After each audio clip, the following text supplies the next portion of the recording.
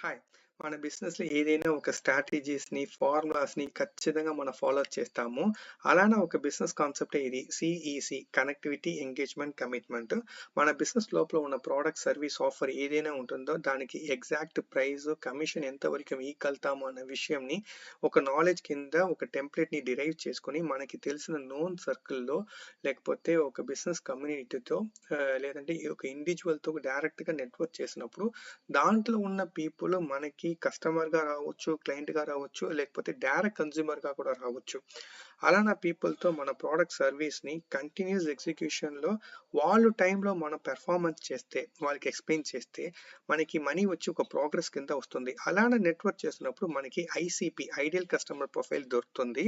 ఇలాంటి పీపుల్‌ని మనం మెయింటైన్ చేయడానికి మనకి ఈఆర్‌పీ, సీఆర్‌ఎం లాగా టూల్స్ కావాలి. అది టోపికోలో మనకి కనిపిస్తుంది.